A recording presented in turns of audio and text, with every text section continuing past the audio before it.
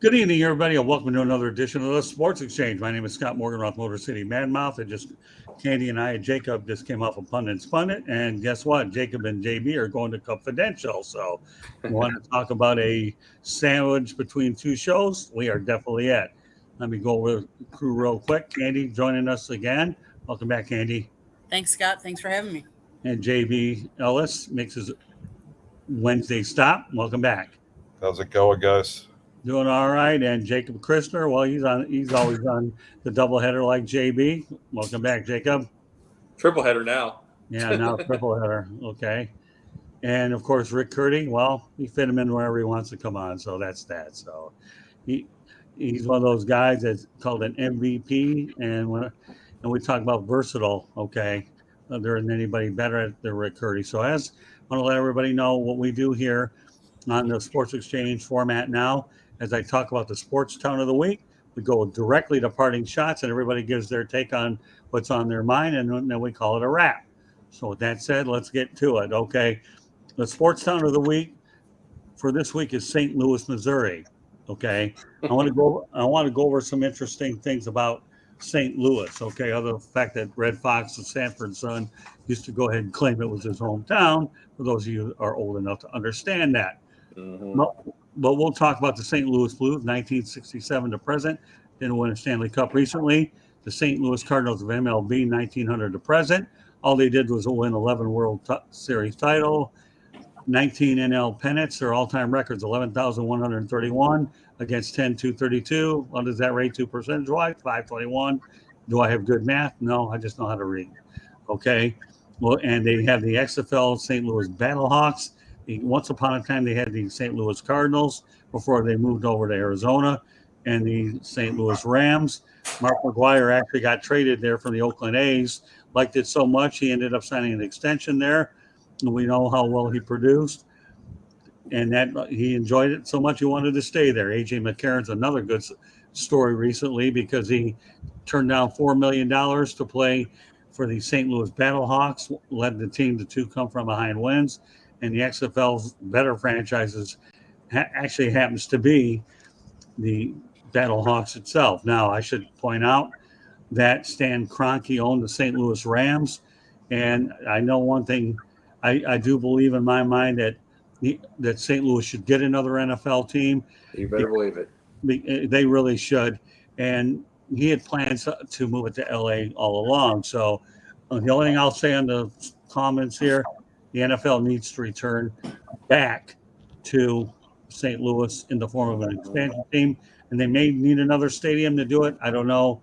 But if you can build a soccer stadium for MLS, you need to get an NFL team back by coming up with enough funds to get an NFL team. I tell you, NFL will outdraw MLS all day long. With that said, I'll leave it off with Rick Curdy. Well, St. Louis is a great place. I've had a layover there. Cardinal town, definitely. It's always going to be a Cardinal town, but they can support other professional sports. The Battlehawks, they or San Antonio will probably lead the XFL in attendance.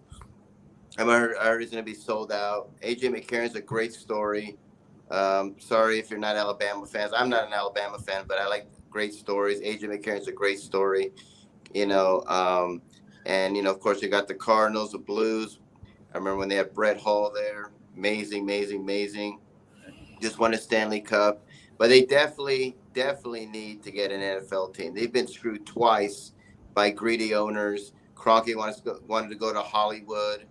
And, they were successful in St. Louis with Kurt Warner, Marshall Faulk, won a Super Bowl, went to another one, lost to the Patriots. Some guy named Tom Brady that we didn't even know nothing about.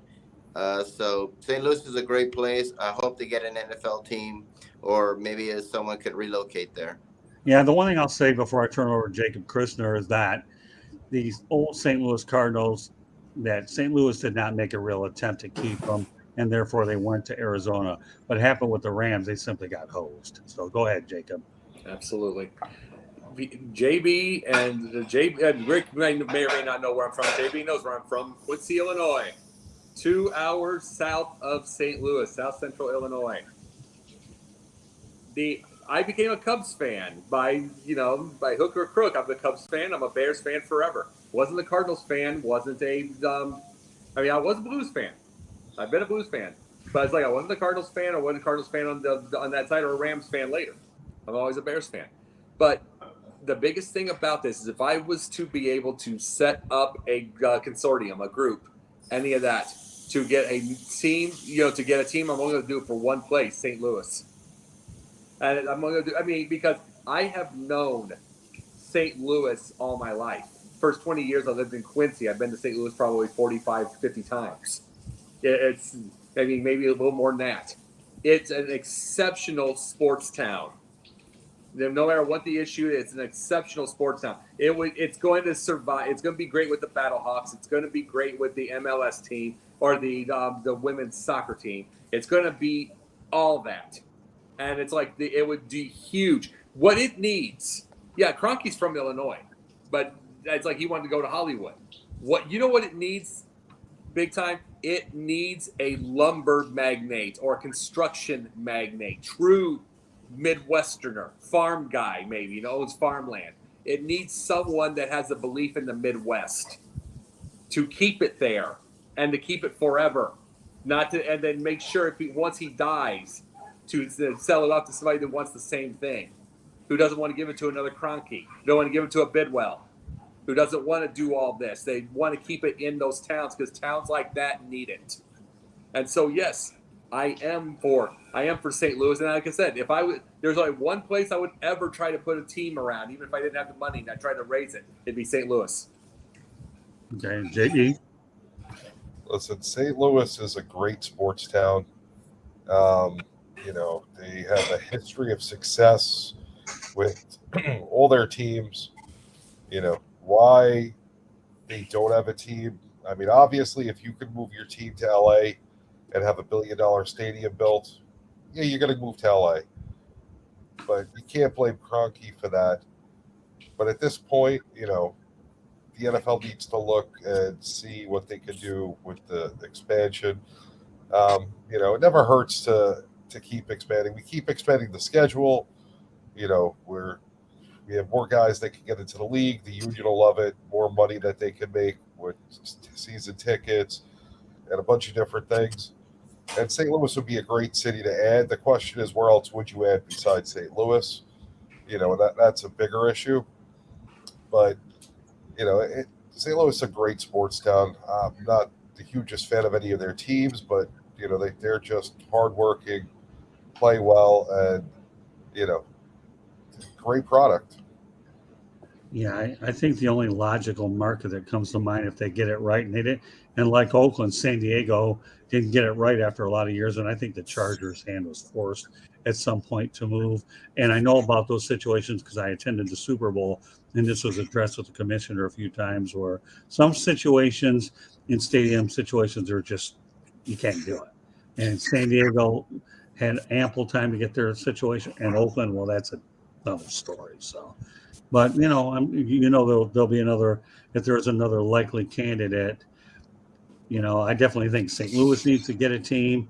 Okay, the other one, TBD. We'll have to see where that one goes. All right, Candy. So St. Louis has always been a thorn in the Brewers' side. They're in the same division. They're 11-time World Series champions. The Blues, they won the Stanley Cup back in 2019. Now, the interesting side of it is the women's side. So St. Louis City SC, which is Major League Soccer, is actually owned. They were the first female majority-owned club in Major League Soccer.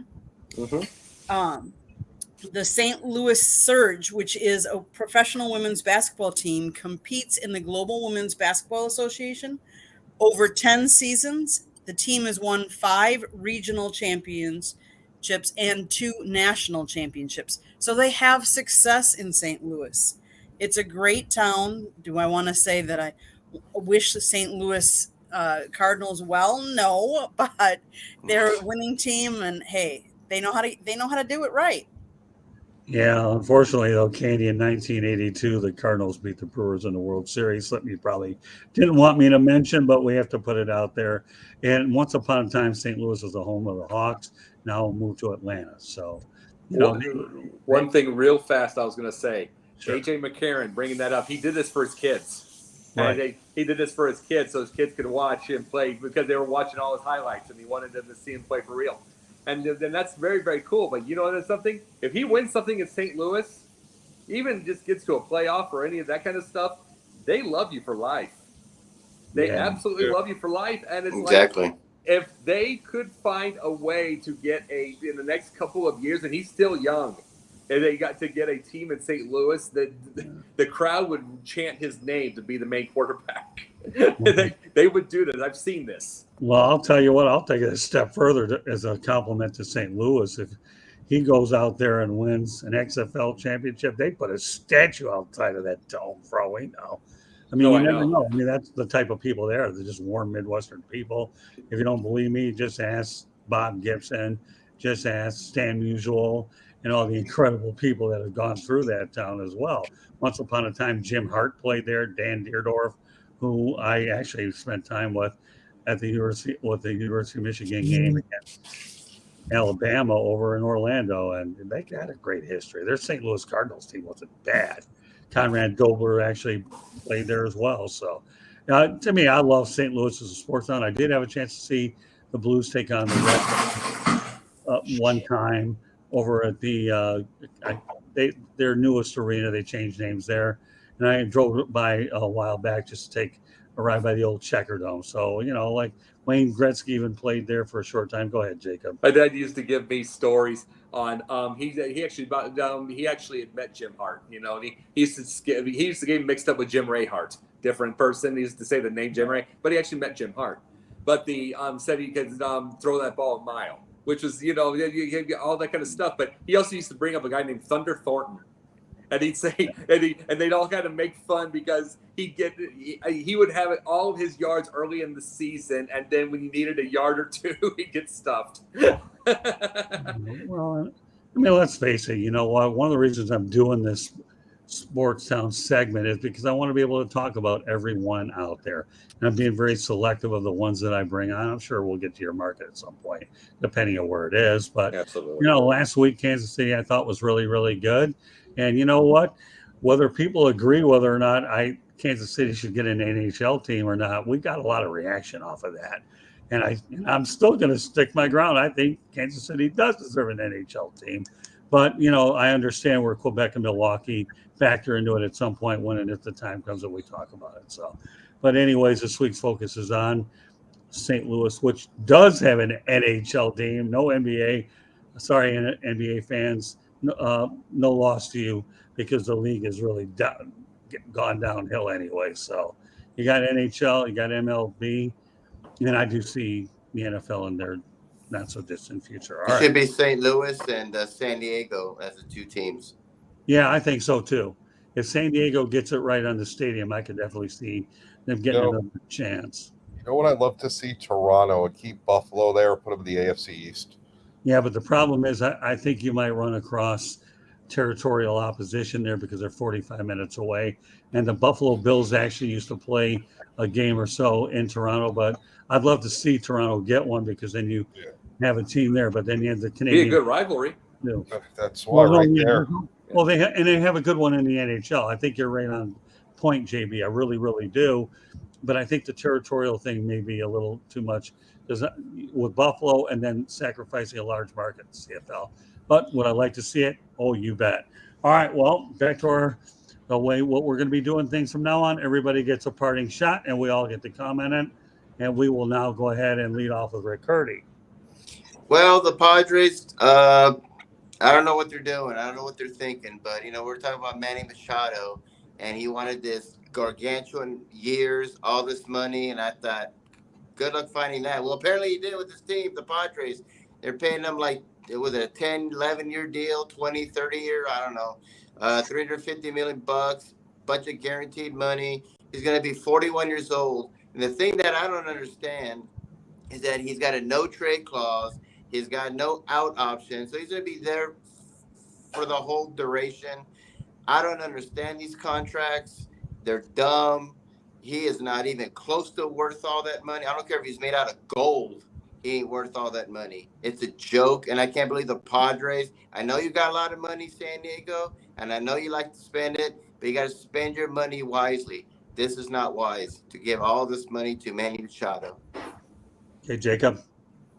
Okay, they had the first grades from the players of the NFL teams. The first they would grade on the how they treat their families, the food, the training, all that stuff. One thing I noticed, Arizona, and I got to give a little bit of a shout against Arizona and New Orleans. Well, wait, hold Because- on, Jacob.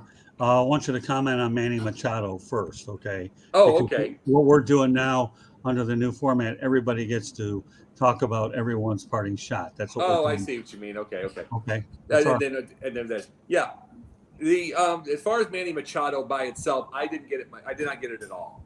It's like he was 4 years in. It's 10 years out of 10 years. 4 years in out of 10 years, and he wants to opt out. Ends up getting 11 years and $350. Okay, it's $50 million more and one more, but the biggest thing about it I noticed is that I don't believe there's another opt out. So he's got to stick the whole thing through unless they ask for a trade. So smart business decision, quite possibly. But my question about it is, what is going to happen with the Ohtani deal? What's going to happen with what's going to happen with Shohei Ohtani? And what do we do with this?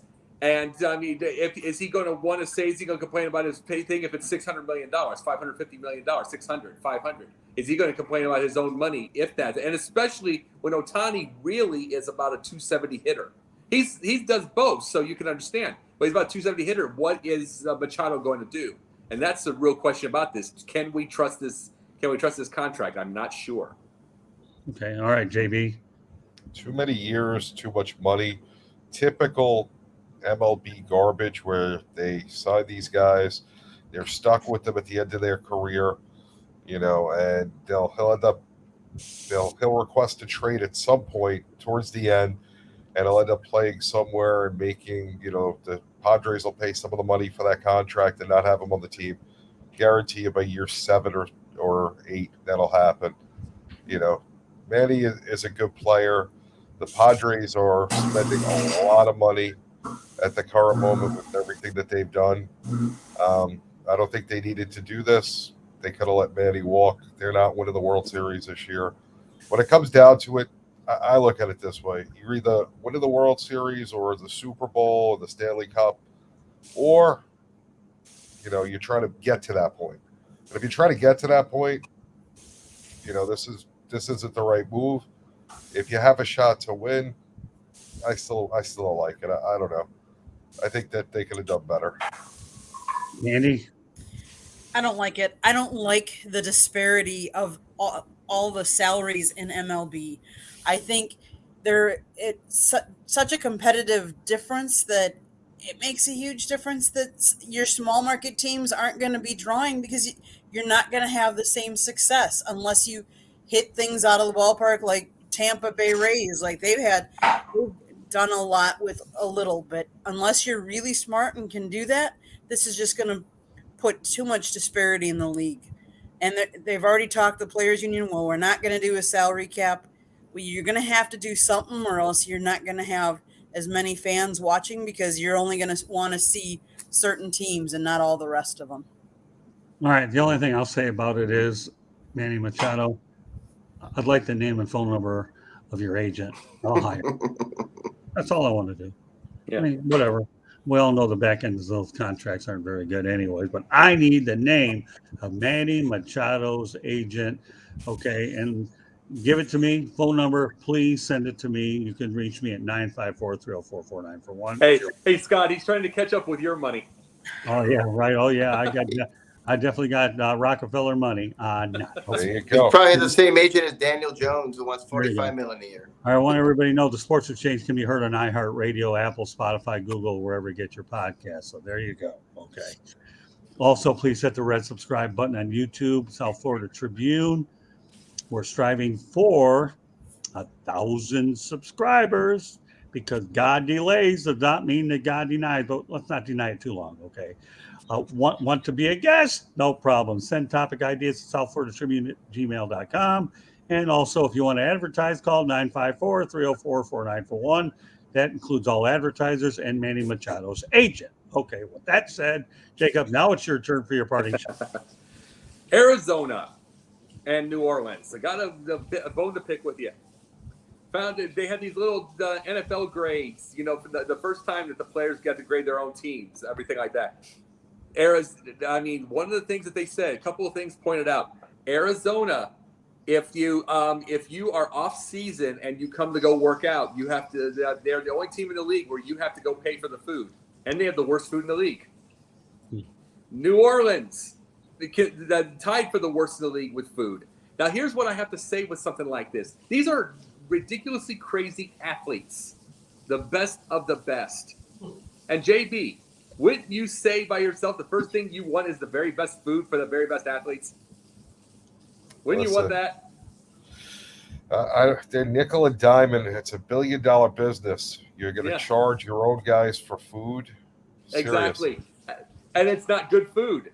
And this is the thing that I have to say. It's like, this brings back to, say, the Colorado Rockies and the Tampa Bay Rays and all these teams that have not been good. You know what I'm saying? We'll just say the Orlando Magic, any of these. First place I want to go if I'm changing the team around. If I'm put in charge of changing the whole team around, first thing I want is a state-of-the-art gym, and I want the very best food for them. And it's like just the idea that you're nickel and diamond, like JB said. You're nickel and diming these people as $1 billion organization, not giving them the very best. It's why they're losing all the time. That's the first step of everything. Yeah, you can have all the training, but diet is huge. And they need to be called out on this. And that's what I'm saying there. All right. Well, you know what? Before I turn it over to JB, I want to put a comment up here. In fact, JB, you have the responsibility to read this comment and give us your thoughts on what Jacob had to say. Go ahead. So the Washington Commanders report and the Jaguars were both pretty damning also. Okay. So now I take that down. That's Travis's comment. Now, why don't you add to what Jacob is talking about, please? So, are you shocked? Think about the 4 teams that we're talking about and where they've been historically. The Arizona Cardinals have historically been bad. The New Orleans Saints, except for the Drew Brees, Sean Payton time, historically bad. The Jaguars, historically horrible. Mm-hmm. And the Commanders are a dumpster fire. So it's not shocking. I would love to look at all the reports. I'd have a chance to look at it and see where teams like the Giants and the Steelers, which are, very loyal, committed organizations to whatever they do, to see where they compare to those 4 teams. But I'm not shocked with the 4 teams that we're talking about being on that list, and the fact that you would even think to charge your players to eat to come into the facility. If I'm running a team, I want my guys in my facility. If they're there, I could see what they're doing. I could be on top of it. I can make sure that they stay healthy and they're ready to go once we get to practices, training camp. If they're just out on their own, I have no idea what's happening. If they get hurt, I have to wait and find out about it. They may not get the best care. Just seems ass backwards for me that they would want to do that.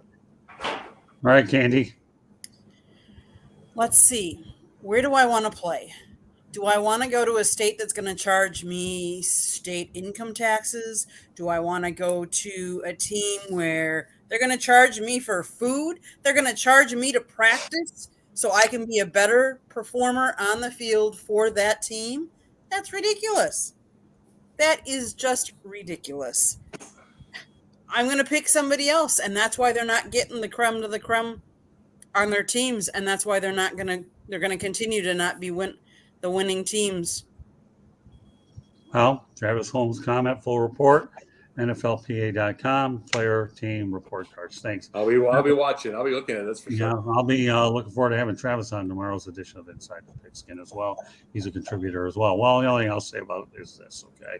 Number one, I'm glad I got a new doctor today. He gave me the best diet on the planet. So I'm on a mission to lose 30 or 40 pounds. And he told me what I can eat versus what I can't eat. So, and he had a dietitian. He came from the Mayo Clinic. I couldn't have got set up with a better doctor than this. But give me a break. Go out there and shortchange the food situation. No. Okay. So I'll be curious to look at the team by team report cards. If you want them to eat healthy, pick up the tab. Otherwise, I'm going to really feel bad for you with all that revenue coming in and the reputation that will supersede by it. But hey, you know what? I got news for you. When it comes down to talking about food, okay, at NFL facilities, then I actually have to wonder a little bit myself that, we have to bring it up. Thank you very much, Jacob. Okay. But there's perception and reality. But you know what? I have to give a plug out to my doctor, Scott Beatty, because Beatty, that Scott will make sure this Scott is able to be equipped to be on all these broadcasts and outside of candy policing every stupid, crazy thing I do anyways. All right, JB. Now that I got that off my chest, give me your parting shot and we all comment. Did Rick go? I didn't go yet. No, Scott's got to talk about Jacob's. Yeah, Rick has to reply about Jacob's parting shot. Well, no, I'll bring him on last because I'm going in order here. Right. I never went, though. I never thought. Right, he never went. I went, Candy went, you went. So Rick. Rick didn't go. All right, go ahead, Rick. All right. JB has to rethink this one a little bit, right, JB? I'll make this nice and short. All those teams stink. Daniel Snyder's a crook. Why are we surprised? The Saints were the Aints. Jaguars, they've been horrible for a long time. I like to see where the Rams are in this and all these big market teams are. So, but not surprised because 4 of those teams are pretty much garbage. But I think the Jaguars are on the way up because they got Doug Peterson. But Shad Khan, you need to not charge your players the food. You guys are billionaires. I mean, it's stupid. Okay. All right, JB, it's your turn. So Jalen Carter today. Well, no, I want you to comment on Jacob first. No, he did. He already did. He did. Okay. We all went. All right. Okay. Well, my doctor didn't examine my head today, so it's okay. He's some memory pills. Tell him to give you some memory pills. Well, don't worry. We're working on that too, so don't worry about it. Candy, check his blood pressure. All right, go ahead. Well, it was good actually today. 134/70 something. Okay, go ahead. So Jalen Carter today received notice that he needs to go back to Georgia. Having 2 misdemeanors against him for street racing, where one of his teammates and somebody else had passed away. Reading tonight in Spun Magazine, John Morant is being investigated for an altercation, I believe, in Washington. And rumor has it that he may have pulled a gun on somebody. This guy's, one of the faces of the NBA right now, probably my favorite player. I get that when we're young, we do stupid things. Me and Jacob spoke about this earlier. Mm-hmm. We were all probably a few seconds from death when we were 20, 19, 18, 23, because you're dumb at that age. But at the same time, these guys have such great opportunity. And, just one wrong move, it's going to cost them millions of dollars. And obviously, in this case, 2 people's lives were cost because of bad decisions. Who's policing, these players, and who's responsible for making sure they stay out of trouble? I know if my son or daughter was, going to be a top draft pick or a top player in a league, whoever his or her agent would be, that would be one of the jobs. Make sure you have somebody there to watch over him. Make sure you have somebody to make sure he or she doesn't make dumb decisions, because that's what kids do. We don't think. And the more privileged you are, that you're the best at something, people give you things, so you feel even more invincible. And it's just a shame, these 2 situations. Hopefully the jaw thing's not true. Unfortunately, the Georgia situation with Jalen Carter, people passed away. That can't be changed. And hopefully for his sake, it doesn't affect his football career. I'm sure it'll be on his mind the rest of his life, no matter what. All right, one thing I want to mention from Travis Holman Travis Holmes is I want to make sure that we address this because this is important. Note that these players were surveyed after the 2022 season. So this is on the Urban Meyer Jaguars players. Jackson currently building a new team facilities to fix one of their biggest issues. Thanks, Travis. Setting the record straight. Okay. Candy, comment on JVs. We were talking a little bit about this on Pundit's Pundit. We were talking about how there's a lack of respect and how kids these days don't have a respect. They're not taught to respect others. And until we respect others, we're gonna sideline ourselves. These athletes think they're, like you said, invincible and can do whatever. They don't think there's consequences to some of their actions. And they don't think about how things could affect their future. People are going out there on social media posting, I did this and I did that. Well, guess what? Jobs, they're looking at your social media accounts. They're going to look at that stuff and see what you're doing. So your actions are definitely going to have consequences. Okay, I'll comment, then I'm going to turn over to Rick and Jacob, and then Candy gets her parting shot. Okay, number one, I'm sick and tired of all these entitled players earning so much money. Once upon a time, players had to work off-season jobs to make ends meet and do what they've got to do. You know, this is a story that doesn't leave us get away. I am just so sick and tired of everyone that I hear with these guys making a lot of money. That's all I have to say about it. All right, Rick. Well, I mean, we talk about entitled athlete. We see this in society with young people. This is happening all the time. How many times have we turned on the news and you hear a 16, 17-year-old killing somebody, taking a gun to school? It's our world today. It's just violent. And a lot of these young people I don't know what's going on with them. Some of them are coming from broken homes. There's no families. I don't know what is going on anymore. No respect anymore. No discipline. I was, when I was young, my mistake was I might have spilled a drink on the rug and I got in trouble. Now they're like shooting each other. And this Jalen Ramsey guy, 2 people were killed because of this stupidity of racing cars. And we have a problem like that in Charlotte. These people are like racing cars 100 miles an hour, and it's just pathetic. And John Moran, I hope it's not true. I love him too, but I mean, this person that he pulled a gun, I was like a minor, and I was over like a pickup basketball game. I mean, who does that? You point a gun at, it's stupid. It's complete stupidity. And I hope Jalen Ramsey, I hope nobody drafts him, and I hope he killed 2 people. Jalen Carter? Yeah, Jalen Carter. Sorry. So Okay. if all this is true, he needs to go to prison for the rest of his life. Forget about the NFL. Just stay away from him. It's bad news. And, can you imagine what happens if he gets all this money and he's rich and famous? It's crazy. So Rick, I wouldn't even touch them. quick question for you. I mean, you say, back in our day, we weren't like this. Do you think that that's really the case? Because I know I did some stupid things. But, I get the gun part, but you don't think we did some stupid things when we were 20, 21? I'm not saying it was right. Yeah. I think the difference now is this social media. We all have our phones and we record it. So that's the huge difference between growing up today as opposed to what we did. We didn't have that fear. If we did something, nobody saw it, we were good. Now, you do something stupid, everyone's got their phones out. It's on Facebook, Twitter, TikTok, wherever. So I think it's just a different situation. It's got to be a lot disciplined. harder. I was disciplined. I was spanked. I got belts. I got all, and I wasn't abused. Now today it's called abuse. It's you're punished. I got spankings, and I learned never to do it again.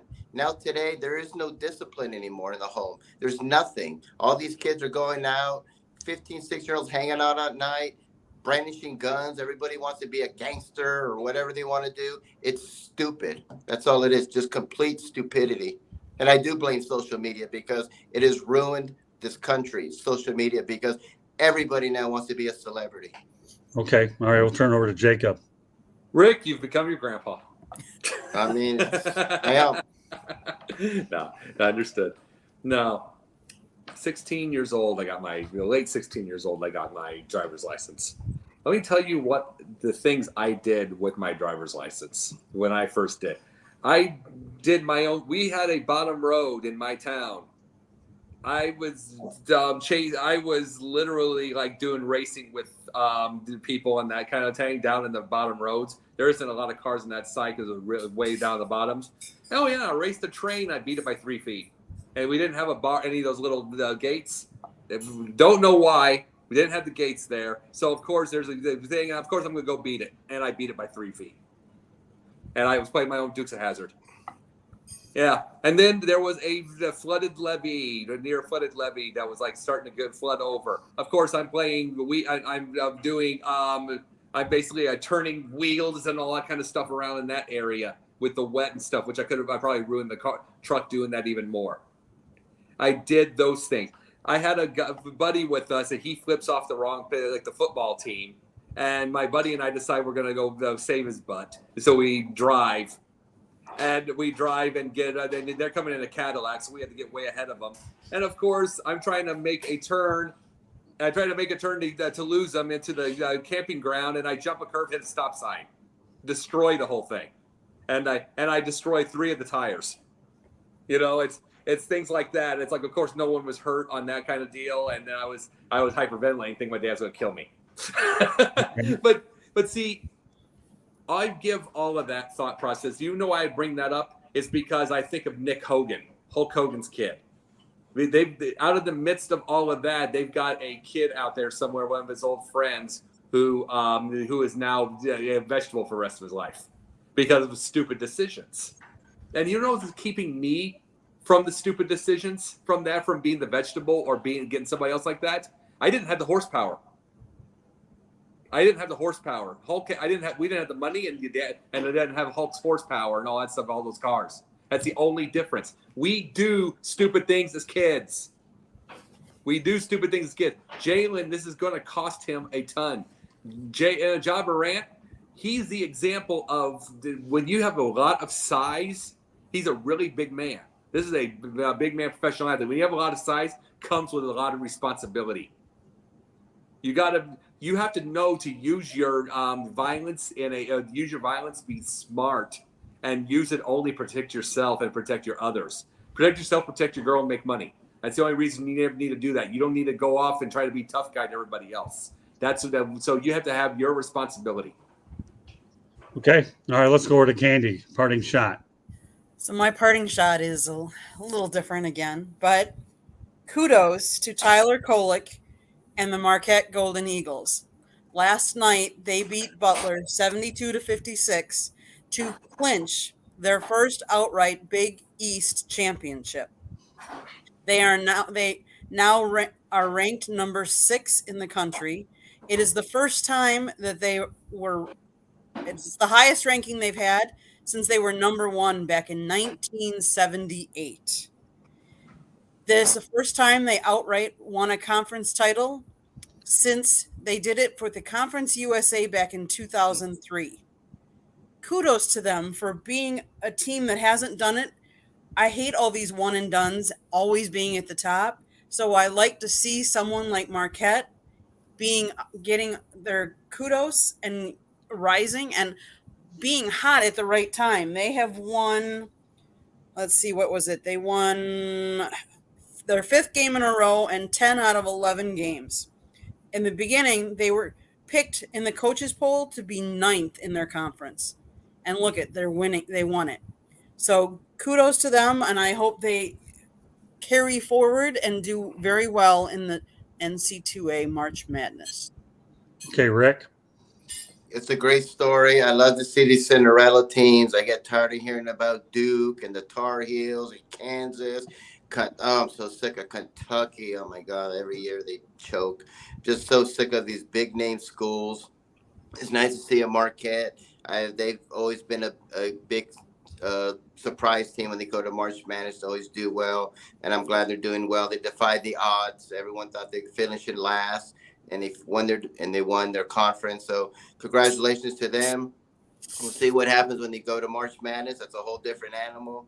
but I hope they do very, very well. And I love to see a Cinderella team win the whole thing, not just make the Final Four and like that, to win the whole thing. And we'll see what happens with them. Jacob. Oh, Al McGuire's proud right now. He really is. You know, the biggest thing is this just shows you where the Big East is. Truthfully, is because you got to remember we're talking about Marquette winning it, and yet and remember who would be back in the day, Georgetown. You know, the big powerhouses, 7-22.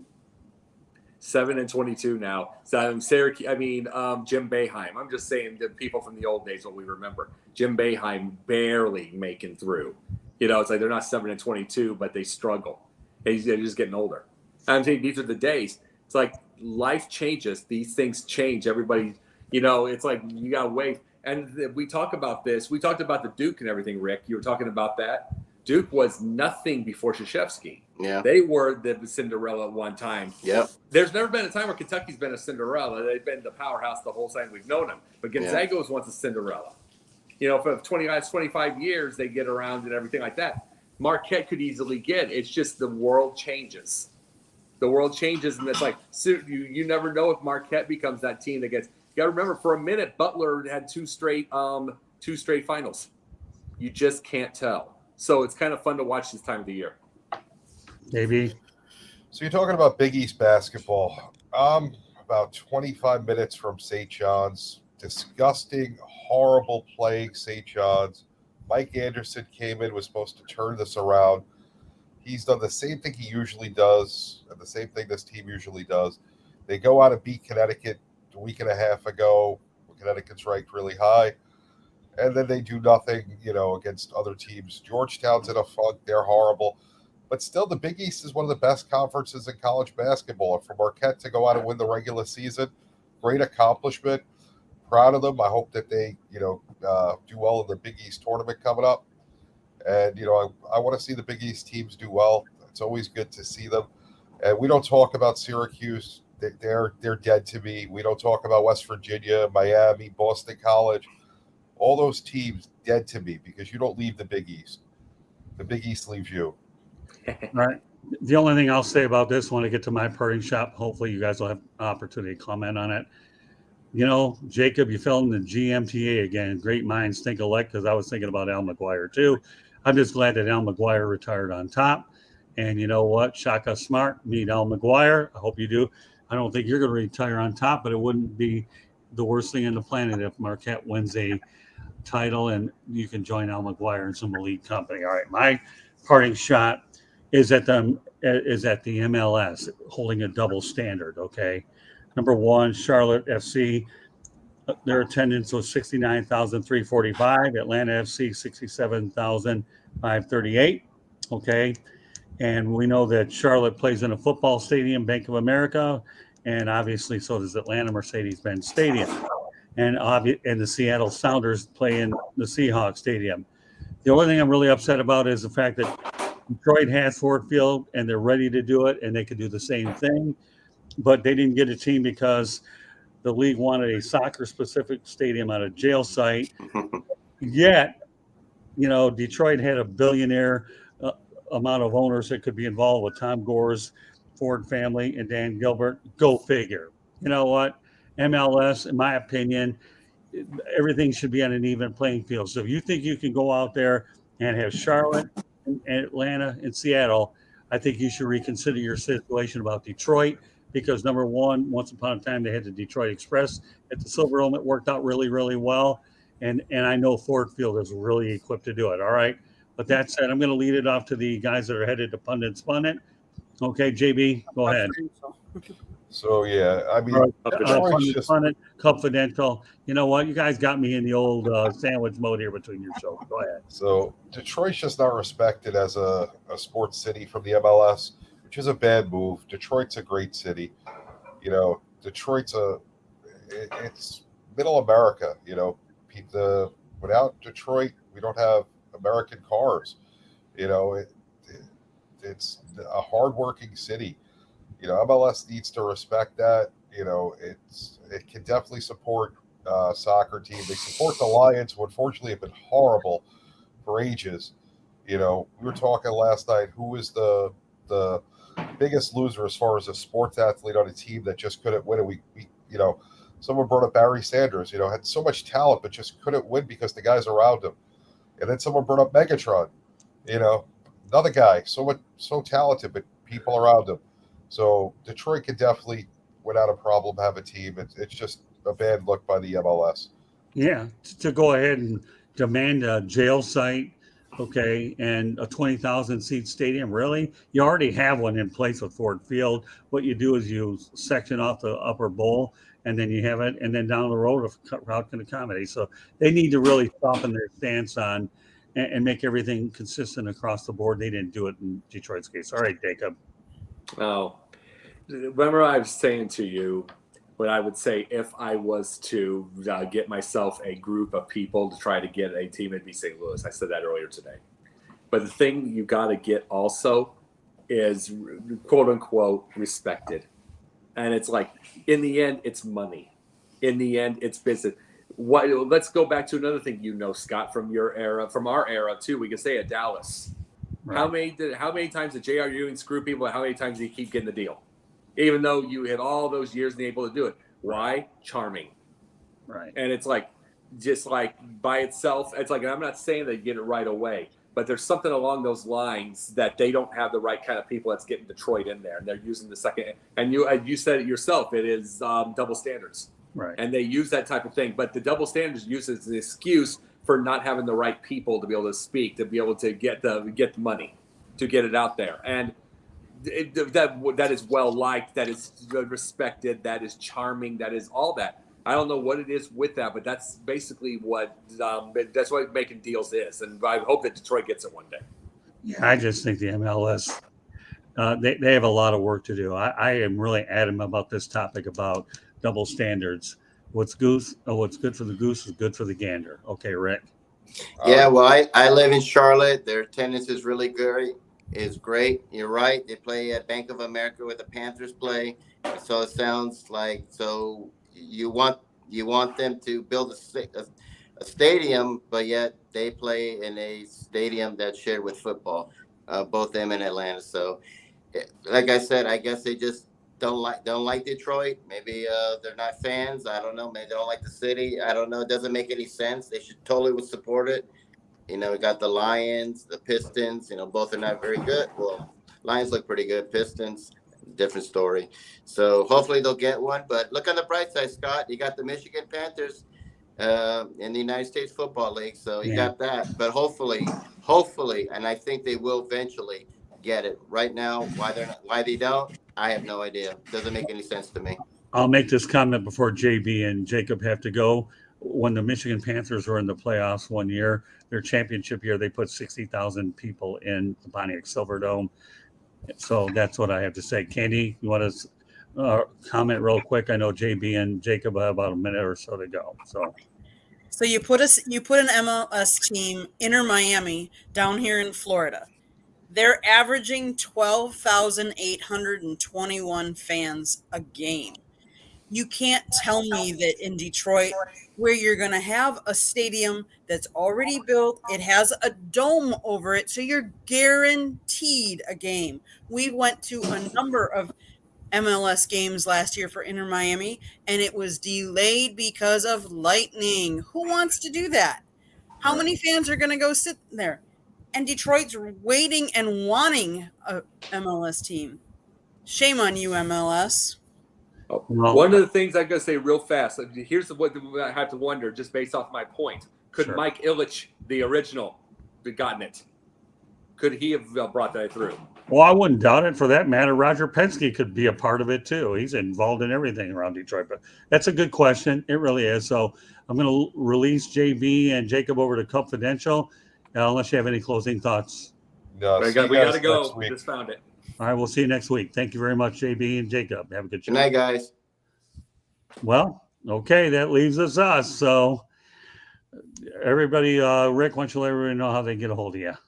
Well, you can find me on my website, www.charlottebats.com. We have a petition on there. Please sign it. We want to bring Major League Baseball to Charlotte, North Carolina. You can go on Facebook at Charlotte MLB, Charlotte Bats Baseball. I'm on Instagram as Charlotte Bats. I'm on Twitter, Charlotte Bats Baseball. Also on LinkedIn under Rick Curdy. If you have any comments or questions, you can email me at cltbatsbaseball@gmail.com. All right, Candy, take over for both of us. You can read whatever we got at the bottom and then some. So, if you want to catch any of my photography, any of Scott's writing, go over to southfloridatribune.com. If you want to listen to our shows, you can hear us on iHeartRadio, Google, Apple, wherever you get your podcast. But most importantly, there's a red subscribe button in that lower right corner. Hit it. Hit subscribe. Share it. Like it. Share it with all your friends so all your friends can listen and be a part of this. If you'd like to be on a show, send us your ideas at southfloridatribune@gmail.com. Maybe you'll be next on the show. If you want to advertise or sponsor a show, call Scott 954-304-4941. Again, we're trying to strive for 1,000 subscribers. Will it be you? Okay, Scott. All right. Well, I want to thank everybody for joining us on this edition of the Sports Exchange. So on behalf of Candy Ebling, Rick Curdy, Jacob Christner, JB Ellis, my name is Scott Morganroth, the Motor City Madmouth. Tomorrow night, we're going to have Inside the Pigskin, and we will also have Fire Up. So stay tuned. We'll post all the updates on social media. If you're a subscriber, you'll see it. If you're not, please subscribe. But we have a doubleheader tomorrow night. So good evening, everybody, and we will catch you on next Wednesday's edition of the Sports Exchange. Good night now. Good night.